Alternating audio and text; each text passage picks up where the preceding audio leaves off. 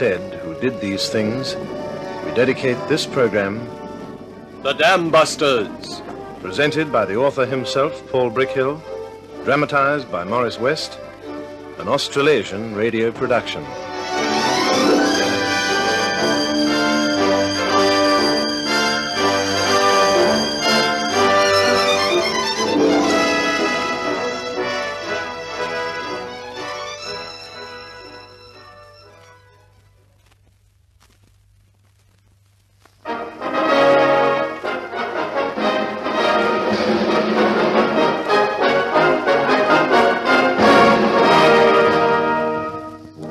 Good evening. This is Paul Brickhill. With a certain grim satisfaction, Barnes Wallace approached his next task: to measure exactly how much high explosive would be required to breach the concrete retaining wall of a dam. He had run into so many blank walls in the previous months that the prospect of blowing onto smithereens gave him boyish pleasure. So, on a grey winter's afternoon, he climbed the Welsh hills to the head of Ryder Lake, where a concrete wall cut off a narrow neck of water from the main body of the lake. On a rope, he lowered the explosive into the water, down against the inner base of the wall. Engineers unrolled the insulated cables from a small drum and connected them to the detonator. Then they stood a few moments together, a grey, wind-blown group, looking down at the choppy water. We're ready to shoot when you are, sir. Tell me again, how was the charge placed? Hard up against the base of the walls, as near to dead center as I could get it. You checked the detonator connection? Checked and double-checked, Mr. Wallace. Is the charge on the lake bed or above it? No, about 3 feet above it, sir. There's a ledge of concrete that drops down into the mud. I thought it better to put it there. That's fine, fine. If it were a bomb, you see, it would strike above the ground level. Well, that's all, I think. Ready, everybody. Watch for debris. Fire on the count of 3. 1, 2, 3.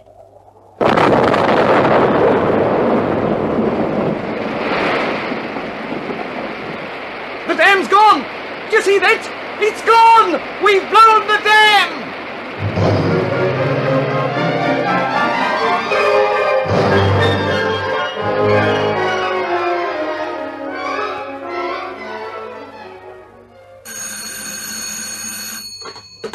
Hello? Yes, this is Mrs. Wallace. Oh, yes, my husband's just come in. I'll get him for you.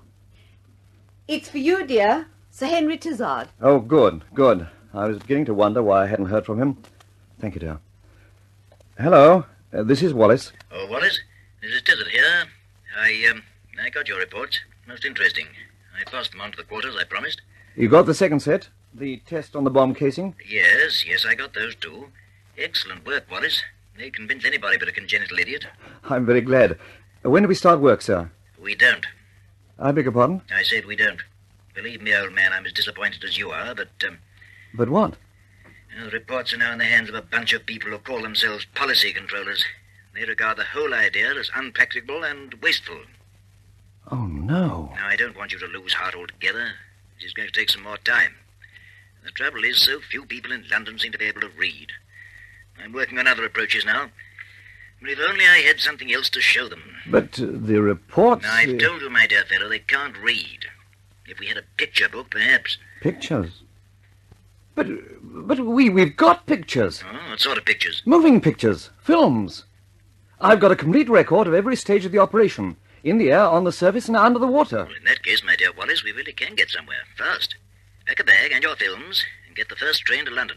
Whom are you going to talk to this time? Bonner Harris. Oh, I don't like the sound of that. They tell me he's the toughest autocrat in the business. I know that. That's why I want you here. If you can't convince Harris, nobody can.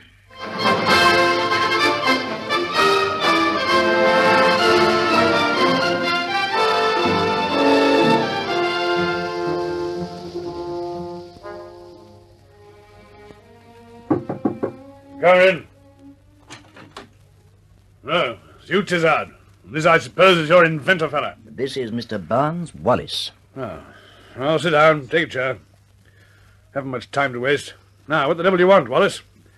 I got no time for you damned inventors, you know. My boys' lives are too precious to risk in your crazy inventions. I designed the plays that you're... Boys are flying today?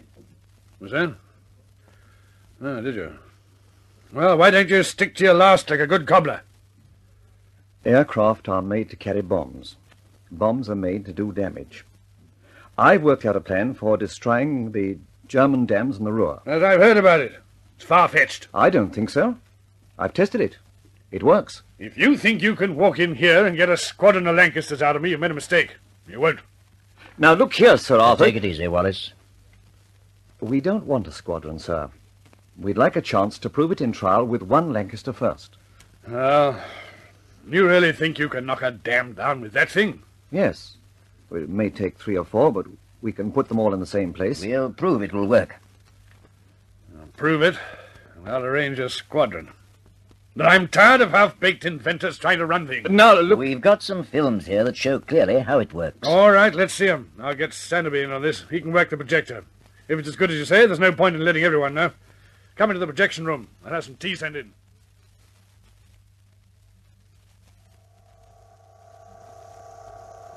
This shot was taken inside a glass tank.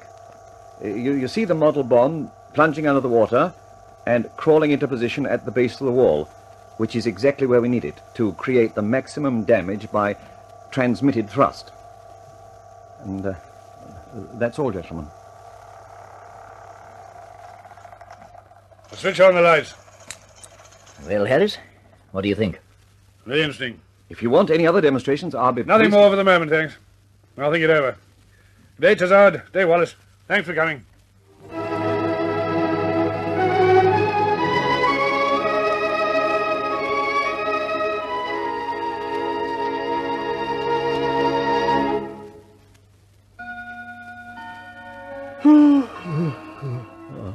It's 9 o'clock, dear.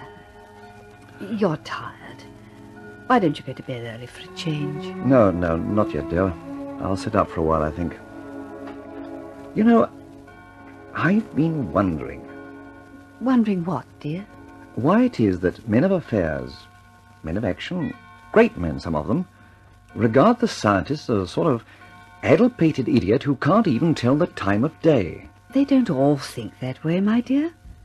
After all, you told me yourself you had a very satisfactory interview today with Air Marshal Harris. Well, it wasn't unsatisfactory. The saddening part is that it has taken all these months to persuade him to regard me as what I am, a reputable scientist with solid achievement to his credit. Look, my dear, Vickers themselves have made hundreds of thousands of pounds out of me alone. They know that when I present them with a set of figures and drawings, it's solidly reasoned, accurate work. Not to be dismissed lightly because they don't like the colour of my eyes or the way I wear my tie. There are times when I... Dear, who can be calling at this hour? Oh, I'll take it. It's probably someone for the works.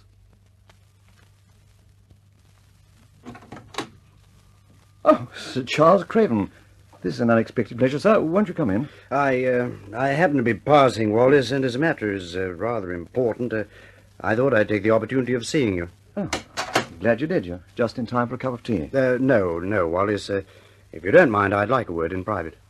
In my study, then. Here.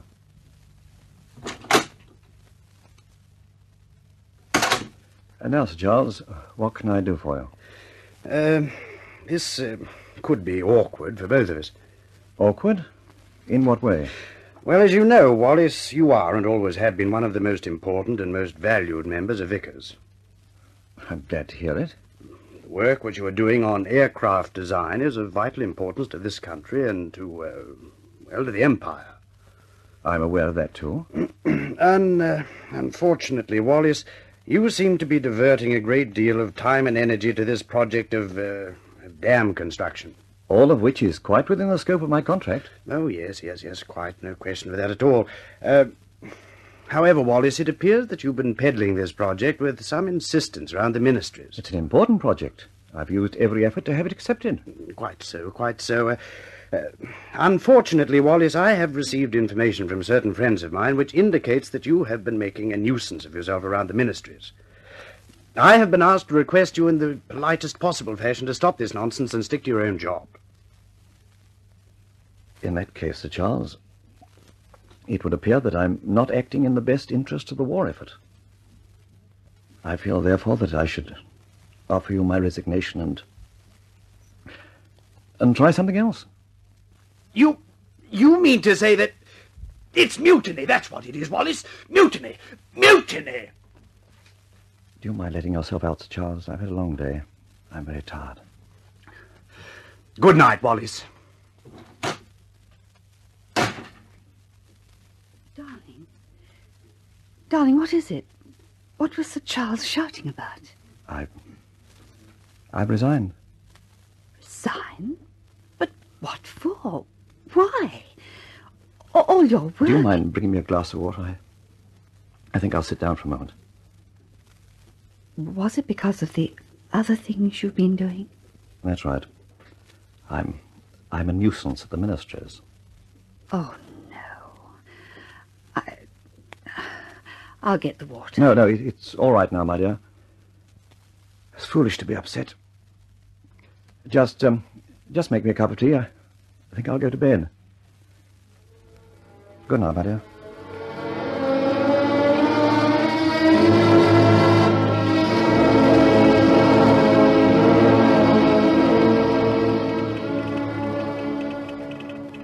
Memorandum from Prime Minister to Chief of Air Staff. I have read with great interest the reports covered by your minute IJX-317 and the conclusions reached by your staff. These conclusions agree substantially with those submitted to me from other quarters. I should like you to attend a meeting at Chequers at 9:30 a.m. on Thursday next for final discussion and decision on this vitally important project. Message ends.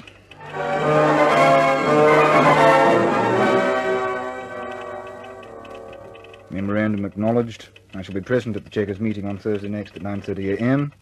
Message ends.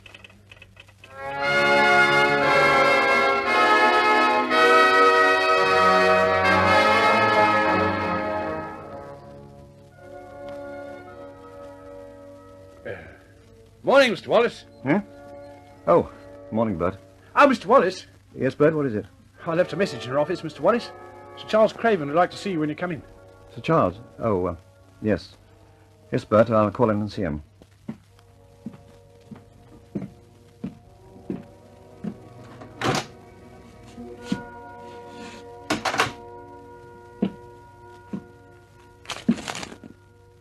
February the 26th. Oh, well, it had to come sometime. Wallace here. Oh, this is Craven. Look, if you're free now, I'd like you to come to my office. Yes, sir. Yes, I'll be right along.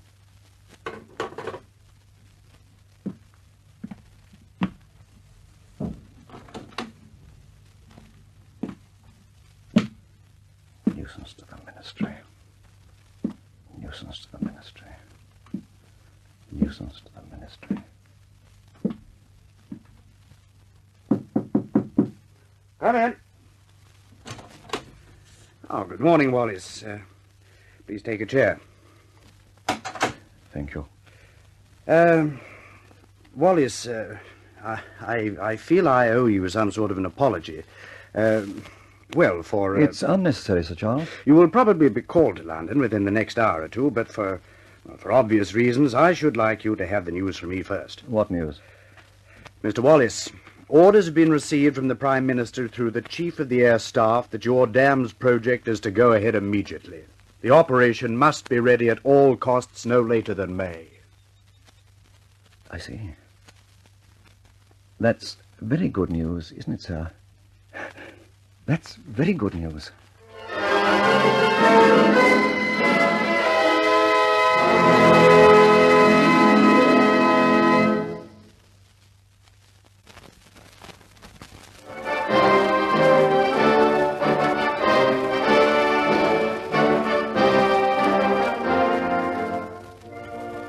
The Dambuster project was approved at last. And for Barnes Wallace, life was work from dawn till midnight. He planned, he drafted, thought, discussed, consulted experts on weather and explosives, on aerodynamics and civil engineering. His job was to design the Dambuster bomb. Other men had the problem of delivering it on target. So, on March the 15th, Sir Arthur Harris, Chief of Bomber Command, called to his headquarters Air Vice Marshal the Honorable Rafe Cochrane. That's the project, Cocky. You got to breach the Myrna Dam and a couple of others with the biggest bomb of all time. I know it sounds far-fetched, but I think it has a good chance. Well, sir, I've known Wallace for 25 years. He's a wonderful engineer. I've never known him not to produce the goods. You know how he works. I hope he produces the goods this time. Now, Cocky, I want you to organize a raid. Ask for anything you want, as long as it's reasonable. Well, it's going to need some good air crews. I think I better screen one of my squadrons right away and start training them. No, I don't want to do that. I don't want to take a single squadron out of the line if I can help it. We mustn't interfere with our striking force. What I have in mind is a new squadron of experienced people who are just finishing a tour of duty. Some of the keen chaps won't mind doing another trip. Can you find enough in your group? Yes, sir, I think I can. Have you got any particular man in mind to command it? Yes, I have. Gibson. Guy Gibson. You couldn't find a better man. As a matter of fact, he's going out tonight. It's the last trip of his third tour. Then he's due for leave. Let's hope he gets back safely. What's the target? Stuttgart. It's liable to be a dirty run. In fact, I'm rather worried about it.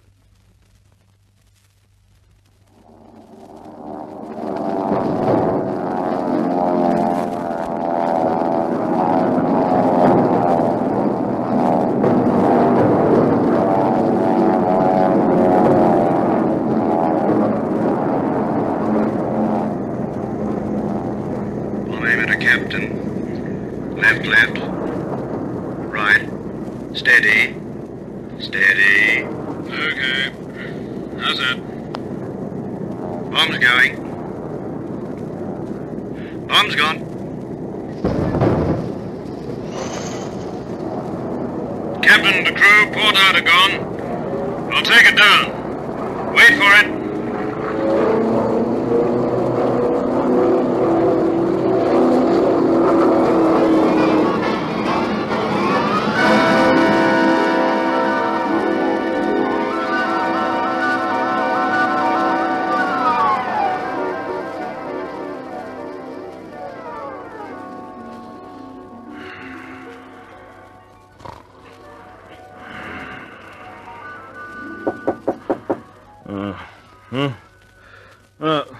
Come in. Come in! Sorry to wake you so early, sir, but there's an urgent message from group headquarters. Oh, no. I'm going on leave today. Yes, sir. Let's hope it's nothing... let's hope. Give it to me.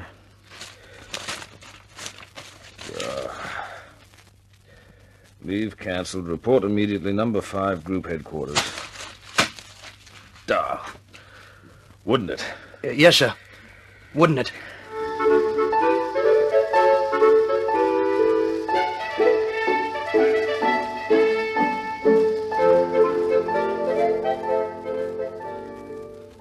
Gibson. Nice to see you. Take a chair. Thank you, sir. First, Gibson, I'd like to congratulate you on the bounty at DSL. Oh, thank you, sir. Would you like to do one more trip? What kind of a trip, sir? An important one. I can't tell you any more about it now, except that you would command the operation. Well, yes, I think so, sir. Good. That's fine. I want to warn you that this will be no ordinary raid, and it can't be done for at least 2 months. It's not the Turbits, is it, sir? No, it isn't. Thank God for that. Training for this raid is so important that the Commander-in-Chief wants a special squadron formed. I want you to form it. As far as air crews are concerned, you'll want good ones. You'd better pick them yourself. Mm-hmm. I'm telling all the squadrons they'll have to give you all their best crews. They won't like it, but that's too bad. I'll have to move fast, as you haven't got very long, and training is very important. Try to get your aircraft flying in 4 days. Well, what sort of training? What sort of target? Low flying. You've got to be able to low fly at night until it's second nature. I can't tell you the target yet, but you've all got to be perfect at low flying at night. I know just the boy in Australia, Mickey Martin. Even got a gong for low flying. Get hold of him. Yes, sir. Now, how about aircraft, sir? The equipment staff have that in hand. The first will be flown in tomorrow. One thing more. Yes, sir? Security. This is a top-secret operation. As far as the others are concerned, this is just an ordinary new squadron. Very good, sir. Group Captain Whitworth commands the bomber base at Scampton. You'll be training there. He'll give you any help you want. That's all, Gibson. Good day. Good day, sir.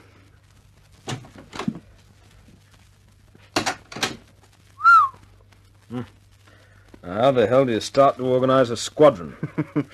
Well, that's one of the things even a wing commander is expected to boggle at. There are 21 crews, 7 men in each. There are pilots, navigators, engineers, bomb aimers, wireless operators, and gunners. There are 21 aircraft. There are a dozen different trades in the ground crew. There's a list of equipment from spark plugs to thermos flasks. There are blankets and beer, bootlaces, and toilet paper. And to get all those things, you have to have a number. A number? What sort of a number? A squadron number, of course. I haven't got a squadron yet. How the hell do I go about getting a number? Oh, some boffin in the Air Ministry. They probably don't work so fast there. What do I do then? You make one up. For the moment, we'll call you Squadron X.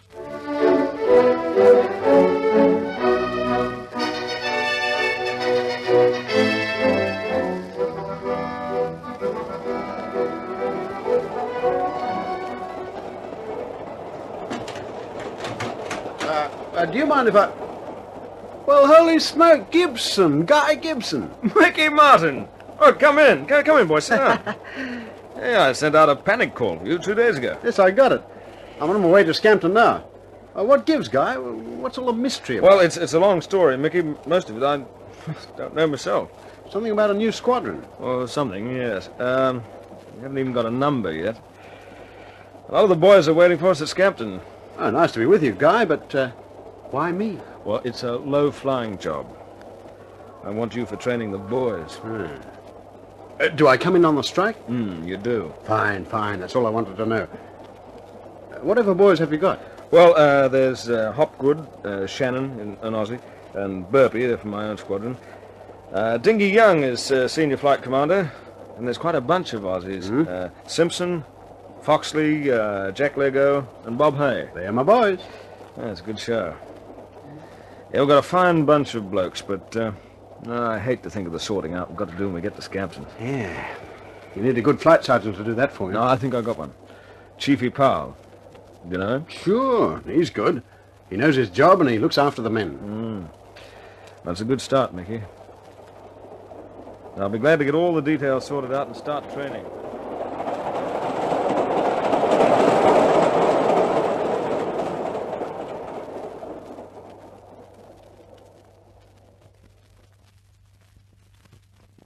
Flight Sergeant Powell reporting, sir. Oh, well, stand easy, Flight. What's the news? Well, sir, all air crews are in and settled in quarters. I'll see them at mess tonight. What about ground staff? Oh, still coming in, sir. I'm sorting them out now. They look pretty good to me, but, what is it? A bit of trouble, sir. What sort of trouble? A bunch of charge sheets. One of the SPs has been putting my men in for scruffy uniforms. Anything in it? Nothing, sir. Boys have had to travel a long way. Some of them need new outfits anyway. To hell with the charges. We can't start a squadron that way. Well, that fixes that. Now, tell the equipment officer that I want all my men refitted tomorrow morning. Well, I've already done that, sir, but he says the squadron hasn't got a number and he hasn't got any authority. Oh, does he? Ah. Give me that phone.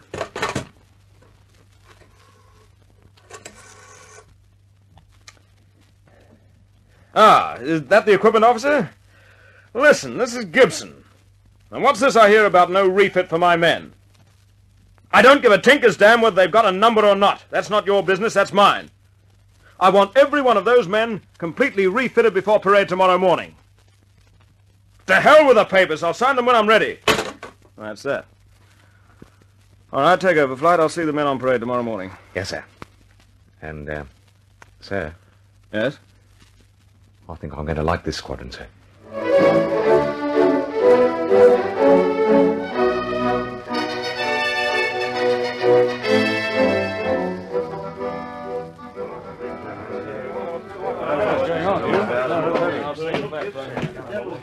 Good evening, gentlemen. Close the door, please. All mess staff and unattached personnel will leave.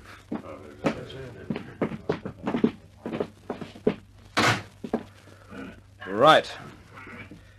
Now, I know you're all wondering why you're here. Well, you're here as a crack squadron to do a special job, which I'm told will have startling results and may shorten the war. I can't tell you what the target is or where it is. All I can tell you is you'll have to practice low flying, day and night until you can do it with your eyes shut. It's the ruddy turpits. No, don't jump to conclusions. It may be the turpits, it may not. Whatever it is, I want you to be ready. If I tell you to fly to a tree in the middle of England, I want you to be able to do it. If I tell you to fly through a hangar that isn't wide enough for your wingtips, I want you to be able to do that too. You've got to do everything you're told without question. Now, discipline is essential. So is security. You're going to be talked about. Rumors are flying about already, but you've got to keep your mouths shut. If you get stuck in the pub on the hops and someone asks you what it's all about, tell him to jump in the river. Your lives depend upon secrecy. If we can surprise the enemy, everything will be fine. If not, well, then you're old enough and ugly enough to know what happens. That's about all. I'll give you more details in the briefing room tomorrow morning. Well, now, I'd like someone to buy me a drink.